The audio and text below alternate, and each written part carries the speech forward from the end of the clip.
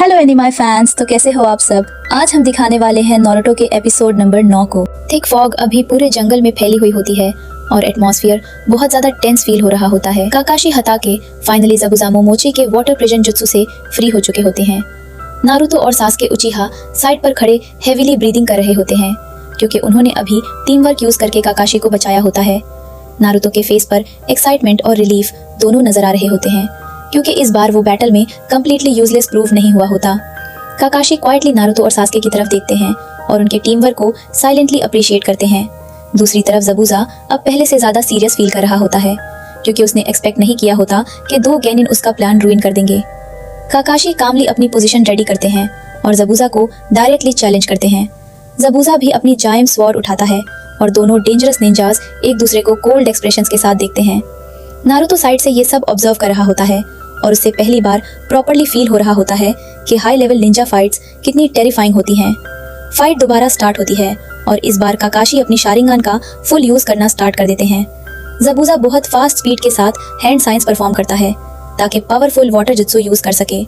Naruto और साकुरा उसकी speed देखकर कंप्लीटली शॉक्ड हो जाते हैं क्योंकि वो प्रॉपर्ली उसके हैंड साइंस काउंट भी नहीं कर पाते। लेकिन उससे भी ज्यादा शॉकिंग मोमेंट तब होता है जब काकाशी exactly same hand science same speed के साथ कॉपी करना स्टार्ट कर देते हैं। ज़बुज़ा 1 सेकंड के लिए हो जाता है। दोनों एक साथ वाटर ड्रैगन जुत्सु परफॉर्म करते हैं और जायंट वाटर ड्रैगन्स एक दूसरे से टकराते हैं। पूरा जंगल पावरफुल वाटर एक्सप्लोजन से भर जाता है और पानी हर डायरेक्शन में स्प्रेड हो जाता है।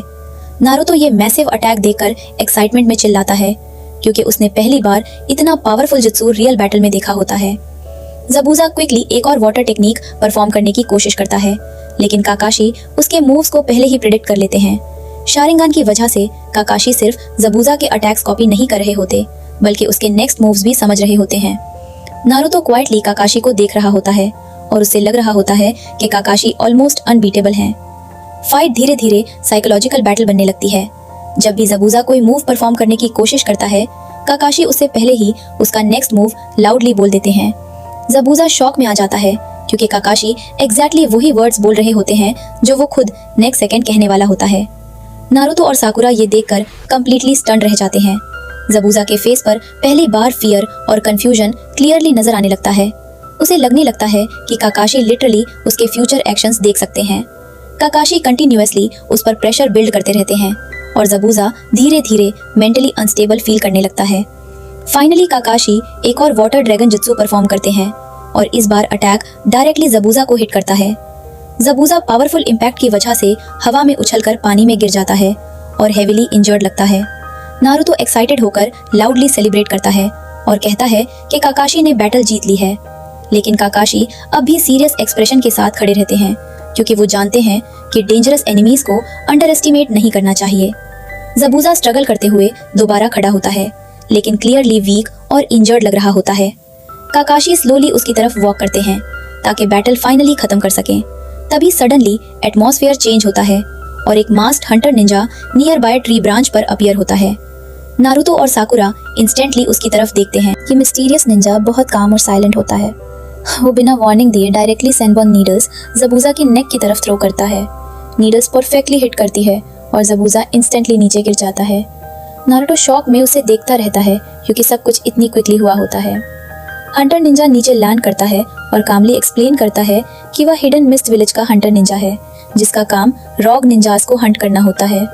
वो कहता है कि वो बहुत टाइम से ज़बुज़ा को ट्रैक कर रहा था और फाइनली उसे एलिमिनेट कर दिया है। नारुतो मास्क निंजा का अपीयरेंस और काम पर्सनालिटी देखकर क्यूरियस फील करता है। काकाशी क्वाइटली इसकी बातें सुनते हैं लेकिन उनके एक्सप्रेशन से लग रहा होता है कि वो कम्प्लीटली कन्विंस नहीं है। हंटर निंजा पॉलिटली ज़बुज़ा की बॉडी उठाता है और कहता है कि उसे बॉडी को विलेज ले जाना होगा क्योंकि रोब निंजास के बॉडीज में हिडन सीक्रेट्स और टेक्निक्स होती हैं। नारुतो साइलेंटली उस मास्क निंजा को देख रहा होता है और उसे वो बहुत मिस्टीरियस लग रहा होता है। कुछ मोमेंट्स बाद हंटर निंजा स्मोक के साथ डिसअपियर हो जाता है और जंगल में साइलेंस वापस आ जाती है। नारुतो रिलीफ फील करता है क्योंकि उसे लग रहा होता है कि फाइनली डेंजर खत्म हो गया है। लेकिन उसी वक्त काकाशी सडनली वीक फील करते हैं और उनका बैलेंस लूज हो जाता है। नारुतो और साकुरा पैनिक में उनका नाम चिल्लाते हैं। काकाशी को होश आ जाता है और वो कहता है कि उसने अपने शारिंगान का कुछ ज्यादा ही इस्तेमाल कर लिया था, इसलिए उसे पूरी तरह ठीक होने में कम से कम 1 हफ्ता लगेगा। नारुतो और साकुरा उससे मिलने आते हैं। साकुरा शारिंगान की तारीफ करती है, लेकिन कहती है कि अगर ये इतनी तकलीफ देता है तो शायद इसका कोई फायदा नहीं। इसके बाद तजुना बताता है कि अब वो कुछ वक्त के लिए महफूज है क्योंकि ज़बूज़ा को हरा दिया गया है। फिर बात उस मास्क वाले लड़के पर होती है। काकाशी समझाता है कि वो हिडन मिस्ट विलेज के एलीट ट्रैकर निंजाओं में से है। इनका काम रॉब निंजा की लाश और उससे जुड़े सारे राज मिटा देना होता है ताकि दुश्मन उनकी टेक्निक्स और विलेज के सीक्रेट्स हासिल ना कर सके। काकाशी मिसाल देता है कि अगर कोई उसका शारिंगान हासिल कर ले तो उसके जुत्सु को विलेज के खिलाफ इस्तेमाल कर सकता है। दूसरी तरफ हाकू ज़बूज़ा का इलाज कर रही होती है। पता चलता है कि ज़बूज़ा मरा नहीं था, बल्कि हाकू ने उसकी मौत का नाटक रचकर उसकी जान बचाई थी। हाकू बताती है कि उसने ज़बूज़ा के प्रेशर पॉइंट्स को निशाना बनाया था ताकि उसकी हार्ट बीट कुछ वक्त के लिए रुक जाए और सब लोग उसे मरा हुआ समझें। ज़बूज़ा और हाकू की बातों से साफ पता चलता है कि दोनों एक दूसरे पर पूरा भरोसा करते हैं और अगली बार की लड़ाई के लिए तैयार हो रहे हैं। इधर काकाशी को शक होता है कि कुछ गलत है। वो सबको समझाता है कि ट्रैकर निंजा आम तौर पर लाश को फौरन खत्म कर देते हैं, लेकिन हाकू ने ज़बूज़ा की बॉडी को साथ ले गया था। काकाशी को याद आता है कि हाकू ने सेंटबॉर्न नीडल्स का इस्तेमाल किया था जो इंसान को फौरन मारने के बजाय उसकी हार्ट बीट रोक सकती हैं। इसी बात से काकाशी समझ जाता है कि ज़बूज़ा अभी भी जिंदा है और हाकू उसकी मदद कर रहा था। जब साकुरा पूछती है कि अब क्या करेंगे तो काकाशी कहता है कि वो सबको ट्रेनिंग देगा। साकुरा हैरान हो जाती है क्योंकि काकाशी खुद भी मुश्किल से ज़बूज़ा को हरा पाया था, लेकिन काकाशी समझाता है कि टीम 7 पहले से ज्यादा मजबूत हो चुकी है और अगर वो सही ट्रेनिंग करें तो अगले मुकाबले के लिए तैयार हो सकते हैं। काकाशी खास तौर पर नारुतो की तारीफ करता है और कहता है कि उसमें बहुत ज्यादा पोटेंशियल है। इसी दौरान तजुना का पोता इनारी आता है। वो बहुत मायूस और उदास होता है। इनारी कहता है कि गातो और उसके आदमी वापस आएंगे और सबको मार देंगे। नारुतो उसकी बात पर गुस्सा हो जाता है और कहता है कि वो एक दिन होकागे बनेगा और किसी से नहीं डरता, लेकिन इनारी उसकी बात नहीं मानता और कहता है कि हीरो जैसी कोई चीज नहीं होती। ये कहकर वो उदास होकर वहां से चला जाता है। फिर वो उदास होकर समंदर की तरफ चला जाता है। तजुना भी उसके रवैये पर उदास हो जाता है और उसके पीछे देखते हुए माफी मांगता है। इनारी के जाने के बाद काकाशी फैसला करता है कि अब ट्रेनिंग शुरू करने का वक्त आ गया है। वो टीम 7 को बताता है कि सबसे पहले उन्हें चक्रा के बारे में अच्छी तरह समझना होगा, क्योंकि चक्रा ही हर निंजा की असली ताकत होती है। साकुरा फिर नारुतो को आसान अल्फाज में समझाती है कि चक्रा 2 किस्म की एनर्जी से मिलकर बनता है। एक फिजिकल एनर्जी जो इंसान के जिस्म से आती है और दूसरी स्पिरिचुअल एनर्जी जो उसकी सोच, तजुर्बे और ट्रेनिंग से पैदा होती है। इन दोनों एनर्जीज को मिलाकर ही निंजा अपने जुत्सु इस्तेमाल करते हैं। नारुतो और सास्के को लगता है कि वो पहले ही चक्रा के बारे में सब कुछ जानते हैं, लेकिन काकाशी उन्हें बताता है कि असल में उन्होंने अब तक चक्रा कंट्रोल करना सीखा ही नहीं। वो समझाता है कि सिर्फ ज्यादा चक्रा होना काफी नहीं होता।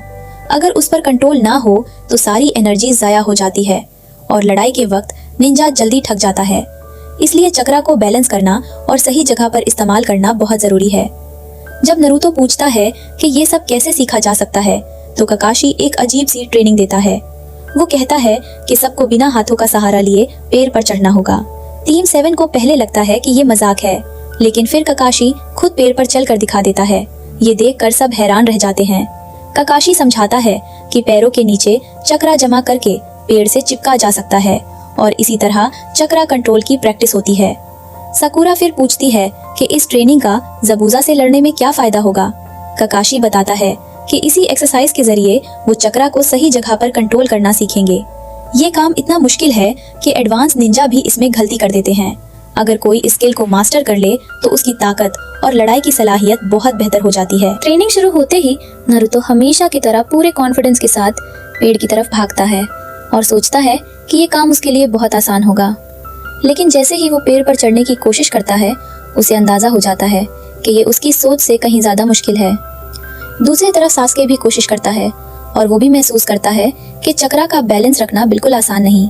अगर चक्रा ज्यादा हो जाए तो जिस्म पीछे ढकेल दिया जाता है और अगर कम हो तो इंसान सीधा नीचे गिर जाता है। इसी तरह टीम 7 की सख्त चक्रा कंट्रोल ट्रेनिंग का आगाज होता। अब टीम 7 की चक्रा ट्रेनिंग सच में मुश्किल होना शुरू हो जाती है। काकाशी समझाता है कि चक्रा का बैलेंस बिल्कुल ठीक होना चाहिए। अगर चक्रा ज्यादा हो जाए तो इंसान पेड़ से पीछे उछल जाता है और अगर कम हो जाए तो सीधा नीचे गिर पड़ता है। नारुतो और सासुके दोनों बार बार गिरते हैं, बिल्कुल वैसे ही जैसे काकाशी ने उम्मीद की थी। इसके बारक साकुरा सबको हैरा कर देती है। वो बिना ज्यादा मुश्किल के पेड़ पर चढ़ जाती है और चक्रा को बहुत अच्छी तरह कंट्रोल करती है। काकाशी फौरन समझ जाता है कि टीम 7 में सबसे बेहतर चक्रा कंट्रोल साकुरा का है। नारुतो भी उसकी तारीफ करता है और कहता है कि साकुरा सिर्फ स्मार्ट दिखती ही नहीं बल्कि वाकई स्मार्ट भी है। हालांकि दिल ही दिल में उससे थोड़ी जलन भी होती है। साकुरा खुद भी अपनी परफॉर्मेंस से खुश होती है, लेकिन उसकी पूरी तवज्जो सासुके पर होती है। उसे लगता है कि सासुके उससे इम्प्रेस होगा, लेकिन जब ऐसा नहीं होता तो वो परेशान हो जाती है और सोचने लगती है कि हर बार उसके साथ ही ऐसा क्यों होता है। काकाशी साकुरा की काबिलियत देखकर बहुत मुतासिर होता है। वो महसूस करता है कि साकुरा सिर्फ चक्रा के बारे में थ्योरी ही नहीं जानती बल्कि उसे प्रैक्टिकल तौर पर कंट्रोल भी कर सकती है। इसीलिए वो मजाक मजाक में कहता है कि शायद एक दिन साकुरा के पास होकागे बनने का भी मौका हो। ये सुनकर साकुरा शर्मा जाती है और काकाशी को ज्यादा बोलने से रोक देती है, क्योंकि उसे डर होता है कि सासुके उससे और भी अजीब समझेगा। काकाशी फिर अपने दिल में सोचता है कि उसकी थोड़ी सी छेड़छाड़ का मकसद पूरा हो गया है। अब नारुतो और सासुके के अंदर एक दूसरे से आगे निकलने का जज्बा और भी ज्यादा जाग गया है। उसे यकीन है कि दोनों के अंदर बहुत ज्यादा चक्रा और ताकत छुपी हुई है। अगर ये ट्रेनिंग काम कर गई तो दोनों बहुत मजबूत निंजा बन सकते हैं। नारुतो भी पूरी तरह मोटिवेट हो जाता है और फैसला कर लेता है कि सबसे पहले वो सासुके को पीछे छोड़ेगा और फिर पेड़ पर सबसे ऊपर तक पहुंचकर सबको हरा देगा। दूर खड़ा इनारी ये सब देख रहा होता है, लेकिन उसके चेहरे पर उम्मीद की जगह मायूसी होती है। वो सोचता है कि ये लोग अपना वक्त बर्बाद कर रहे हैं, क्योंकि उन्हें अभी तक गातों की असल ताकत का अंदाजा ही नहीं। इसी दौरान सीन ज़बूज़ा की तरफ शिफ्ट होता है। वहाँ गातो नाम का मोटा और बदतमीज बिजनेसमैन आ जाता है। वो ज़बूज़ा का मजाक उड़ाता है और कहता है कि हिडन मिस्ट का मशहूर शैतान अब एक बेचारा हरा हुआ आदमी बन गया है। गातो के आदमी भी ज़बूज़ा और हाकू को नीचा दिखाने की कोशिश करते हैं, लेकिन जैसे ही उनमें से एक हाकू को हाथ लगाने की कोशिश करता है, हाकू फौरन उसका हाथ पकड़ लेती है।